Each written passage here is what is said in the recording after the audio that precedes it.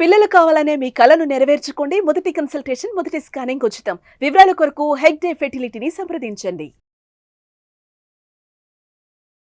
నమస్తే అలగిరి రవీంద్రనాథ్ గారు. నమస్తే అండి ఉష గారు. మన్మోహన్ సింగ్ గారు మాజీ ప్రధాని అని మనం చెప్పొచ్చు.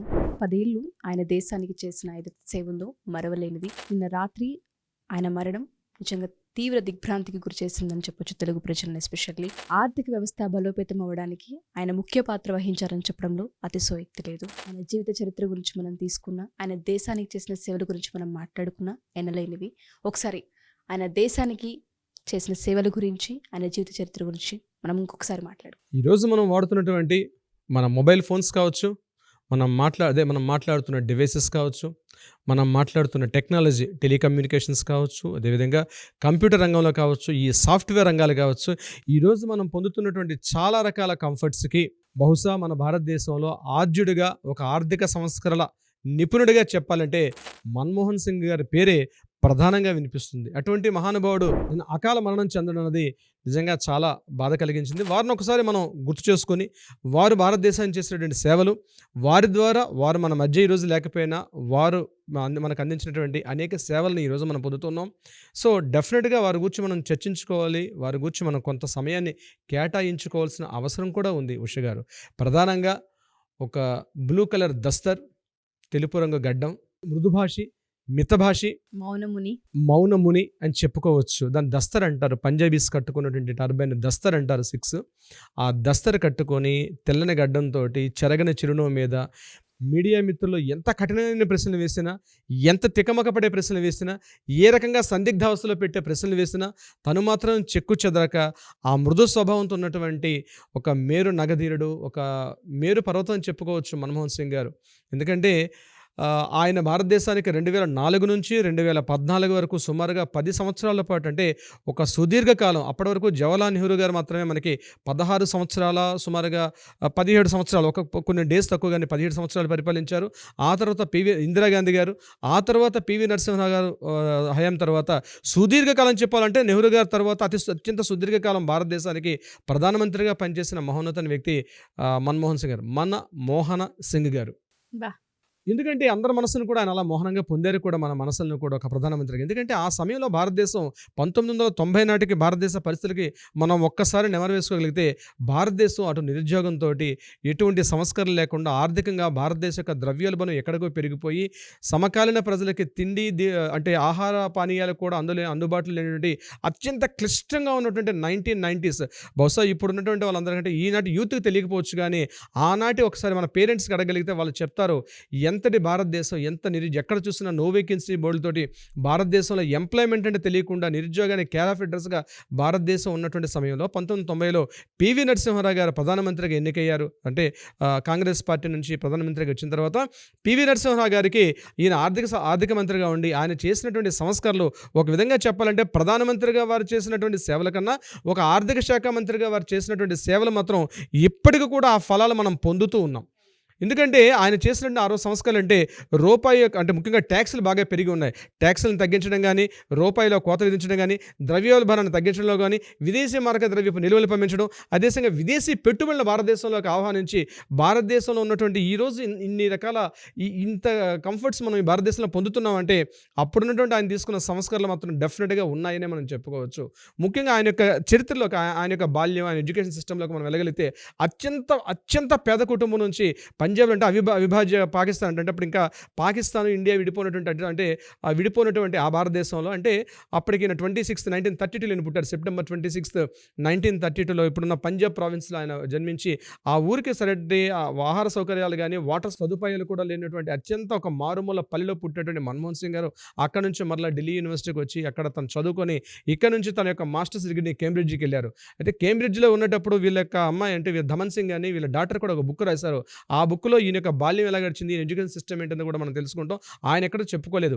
ఆ బుక్ ద్వారా మనకు తెలిసిన విషయాలు ఏంటంటే, ధమన్ సింగ్ గారు మాట్లాడినటువంటి ఆవిడ రాసిన బుక్ ప్రకారం అప్పటికి మినిమం లండన్లో చదువుకునేటప్పుడు, కేంబ్రిడ్జ్లో చదవాలంటే ఖచ్చితంగా ఎవ్రీ మంత్ 600 pounds అవ్వాలనుకుంటే, కేవలం అప్పుడు స్టేట్ గవర్నమెంట్ మాత్రం ఒక 120 pounds మాత్రమే ఆ యూనివర్సిటీ అందజేస్తున్నప్పుడు మిగిలిన ఫండ్కి లేక సబ్సిడీ కోత ద్వారా వచ్చినటువంటి అమౌంట్స్ ద్వారా ఆయన, అంటే గవర్నమెంట్ ఇచ్చినటువంటి ఆ సబ్సిడీ బియ్యం అంటారు, వాటి ద్వారా తీసుకుని రేషన్ తెచ్చుకొని ఆయన మరలా అత్యంత బీదరికం నుంచి బయలుదేరి అదేవిధంగా మళ్ళీ ఈయన ఆక్స్ఫర్డ్కి వెళ్ళి అక్కడ ఆక్స్ఫర్డ్లో ఆయన డిలీట్ చేసి కంప్లీట్గా ఒక ఫైనాన్షియల్ ఒక ఎకనమిస్ట్గా కంప్లీట్ చేసుకున్నటువంటి మన్మోహన్ సింగ్ గారు భారతదేశానికి రావడం. వచ్చిన తర్వాత ఆయన అంచెంచె ఒక్కొక్క మెట్టుకు దిగుతూ 1990 వరకు రిజర్వ్ బ్యాంక్ ఆఫ్ గవర్నర్గా పనిచేశారు. 1919 తర్వాత ఈయన పివి నరసింహ గారు ఆయన రిజర్వ్ బ్యాంక్ గవర్నర్గా ఆయన చేపట్టిన సంస్కరణలు ఇమీడియట్గా పివి నరసింహ ఆయన తీసుకొని తన యొక్క ఆర్థిక శాఖ మంత్రిగా ఆయన పక్కన పోస్ట్ ఇచ్చిన తర్వాత ఇంకా ఆయన చెలరేగిపోయారు అనమాట.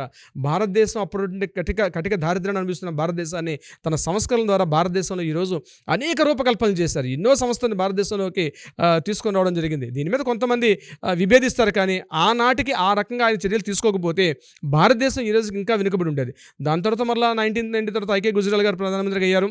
99లో జరిగిన ఎలక్షన్స్లో ఈయన ప్రధానంగా చాలా సపోర్ట్ చేశారు. అంటే 19 ఎలక్షన్స్లో కూడా ఓడిపోయారు. తర్వాత 2004 ఎలక్షన్స్లో అంటే 2004లో వచ్చిన ఎలక్షన్స్లో ఈయన రావడం జరిగింది. అయితే అప్పటికి సోనియా గాంధీ గారు, ముఖ్యంగా రాజీవ్ గాంధీ గారి యొక్క మిస్సెస్గా ఉన్నటువంటి సోనియా గాంధీ గారికి పూర్తిగా ప్రధానమంత్రి అవుతారు అనుకున్న సందర్భంలో తనకున్నటువంటి వ్యక్తిగత కారణాలు, అదేవిధంగా ఇటలీ యొక్క పౌరసత్వం ఉన్నటువంటి వ్యక్తిగా చాలామంది అప్పుడు మేధావులు ఆయన యాక్సెప్ట్ చేయనప్పుడు కొన్ని కారణాంతరాల వల్ల, దానికోసం చెప్పడం ఒక పెద్ద ఎపిసోడ్ అవుతుంది, సోనియా గాంధీ గారు రాని సందర్భంలో ఇమీడియట్గా ఆ ప్లేస్ని ఫిల్ఫిల్ చేశారు మన్మోహన్ సింగ్ గారు ప్రధానమంత్రిగా 2004లో రావడం జరిగింది. ఈయన 2004లో ప్రధానమంత్రిగా వచ్చిన తర్వాత ఈయన చేసినటువంటిది ప్రధానంగా ఏం చెప్తారంటే, ఈయన సోనియా గాంధీ గారికి అత్యంత విధేయుడిగా పనిచేశారు.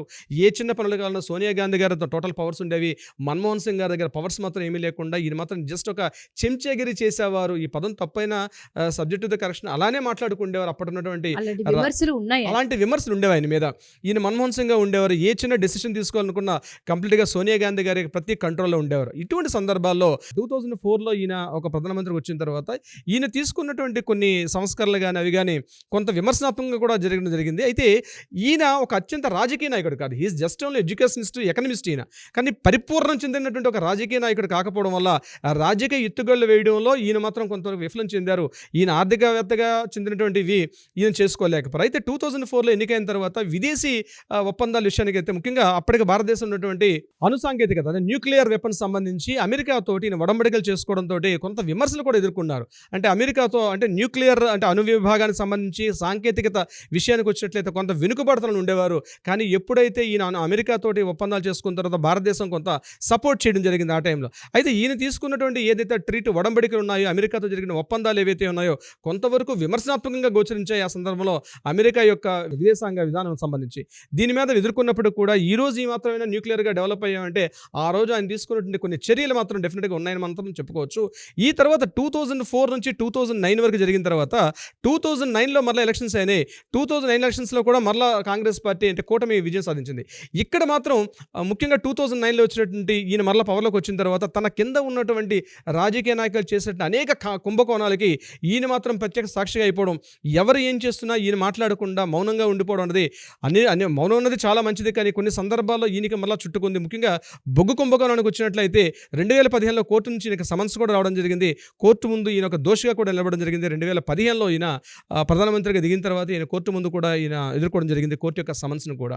ఆ సందర్భం చెప్పడం జరిగింది, నా కింద ఉన్నటువంటి రాజకీయ నాయకులు ఏం చేసినా మౌనంగా ఉండడమే నాకు చాలా పెద్ద బ్రహ్మాస్త్రం, అది ఆ వెపన్ నాకు అదే, నేను తెలిసినా నేను ఏమి చేయలేకపోతున్నాను అని చెప్పి అత్యంత మృదుభాషగా ఉన్నటువంటి పేరు పొందినటువంటి ఈ సందర్భంగా ఆయన చెప్పుకోవచ్చు. ఇంకా కాకుండా ఎల్కే అద్వానీ గారు ప్రధానంగా ఈయన ఒక రాజకీయ నాయకుడిగా పనికిరాడు, కేవలం ఒక ఎడ్యుకేషన్ అంటే ఫినాన్స్ మినిస్టర్గా పనికొస్తారు తప్పించి ఈయన ఒక రాజ్యాంగవేత్తగా ఒక రాజకీయ నాయకుడిగా ఈయన పనికిరారని చెప్పి ఎల్కే అద్వానీ గారు చాలా గట్టిగా పరుషంగా కూడా మాట్లాడిన సందర్భాలు ఉన్నాయి. ప్రధానంగా 92 తర్వాత వచ్చిన రామజన్మభూమి ఇట్లాంటి సంఘటనలో భారతదేశం ఎదుర్కొన్నటువంటి అనేక సమస్యలకి మన్మోహన్ సింగ్ గారు కొంత కంట్రోల్ చేశారని చెప్పొచ్చు. భారతదేశంలో ఈ యొక్క సామరస్య ధోరణ కానీ అదేవిధంగా విదేశాంగ విధానాలు కావచ్చు, భారతదేశం ఉండే పట్టణ నగరీకరణ సాంకేతిక విధానాలు వీటన్నిటి కూడా మన్మోహన్ సింగ్ గారు తీసుకునే విధానం చాలా వరకు దోహదపడ్డాయని చెప్పడంలో ఎటువంటి సంశయం లేదు. కానీ ప్రధానంగా 2014లో వచ్చిన ఎలక్షన్స్ ఏంటంటే ఈ భారతదేశం అనేక కుంభకోణాలు, కాంగ్రెస్ పార్టీ ఓడిపోవడానికి అంటే కాంగ్రెస్ పార్టీ ఒక్కడే కాదు, కాంగ్రెస్ పార్టీతో ఉన్నటువంటి కూటమి ప్రభుత్వాలు అంటే ఆ మొత్తం అన్ని పార్టీ లెఫ్ట్ పార్టీలు అన్ని కూడా సపోర్ట్ చేయడంతో కూటమి ప్రభుత్వ నేతగా ఈయన ఎన్నుకోవడం జరిగింది. అయితే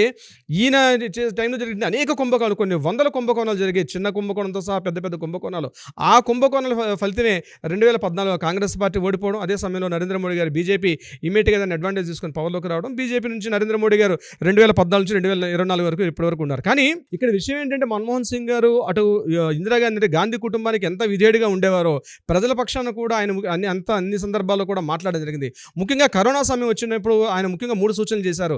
భారతదేశం అత్యంత దయనటువంటి ఈ పాండమిక్ సిచ్యువేషన్ ఎదుర్కొంటుంది, దీనికి సూచన చేయమని చెప్పి మీడియా ప్రతినిధులు అడిగిన ప్రశ్నలకు సమాధానంగా ఆయన 3 ప్రశ్నలు చెప్పారు. ముఖ్యంగా ప్రత్యక్ష నగదు ఏదైతే ఉందో డైరెక్ట్గా పబ్లిక్ అమౌంట్ ఇవ్వమని చెప్పడం జరిగింది. అదేవిధంగా వ్యాపార సంస్థలకు కూడా కొంత ప్రోత్సాహకాలు ఇస్తే చాలా వరకు వ్యాపారస్తులు మళ్ళీ భారతదేశం ఒక గాడిన పడే అవకాశం ఉంటుంది.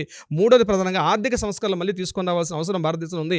ఎవ్రీ 30 ఇయర్స్కి ఒకసారి భారతదేశంలో మార్పులు జరుగుతుంటాయి కాబట్టి మేము 92లో చేసిన సంస్కరణలు మళ్ళీ 2024-20 వచ్చేసరికి కొన్ని మార్పులు చెందుతున్నాయి కాబట్టి భారతదేశంలో మళ్ళీ ప్రధానంగా ఆర్థిక సంస్కరణలు తీసుకోవడం వల్ల భారతదేశ వ్యవస్థ అనేది మళ్ళీ ఒక గాడిన పడే అవకాశం ఉంటుందని చెప్పి ఈ రోజు ఇన్ని రకాలుగా ఇన్ని సదుపాయాలు ఇన్ని కంఫర్ట్స్ అటు రోడ్డు కావచ్చు, రైల్వేస్ కావచ్చు, లేకపోతే టెక్నాలజీ పరంగా కావచ్చు, కంప్యూటర్స్ కావచ్చు, ఈ సిస్టమ్స్, టెలికమ్యూనికేషన్స్ ఈరోజు మా తరం ముఖ్యంగా 90స్లో మేము చదువుకునే టైంకి ఇప్పుడున్నటువంటి మా పిల్లల తరానికి వచ్చేసరికి ఇన్ని కంఫర్ట్స్ అనిపిస్తున్నారంటే ఆ రోజు పివి నరసింహారావు గారి ఆధ్వర్యంలో ఉన్నటువంటి అంటే పార్టీలను మనం పక్కన పెట్టగలిగితే ఆ రోజు ఆయన తీసుకునే ఇనిషియేటివ్ స్టెప్స్ ఏవైతే ఉన్నాయో ముఖ్యంగా విదేశాంగ విధానం అన్నది ఏదైతే ఆయన తీసుకున్నారో ఆ విదేశాంగ విధానం అన్నది ఈ రోజు ఆ ఫ్రూట్స్ అని అనిపిస్తున్నారు. ఈరోజు ఆ రోజు మాకు ఆ ఫ్రూట్స్ అందలేకపోయినా ఆ ఫ్రూట్స్ అనేవి ఎగైన్ మళ్ళీ 2005, 2010, 2015లో ఆ ఫ్రూట్స్ అనేవి ఇప్పుడు జనరేషన్ కంప్లీట్గా ఎంజాయ్ చేస్తున్నారు. సో మళ్ళీ అటువంటి మహానుభావుడు భారతదేశం మళ్ళీ పుడతారంటే డెఫినెట్గా ఆ ప్లేస్ మళ్ళీ ఎవరు కూడా మళ్ళీ ఫిల్ఫిల్ చేయలేటువంటి ఒక ప్రత్యేక స్థానం మన్మోహన్ సింగ్ గారికి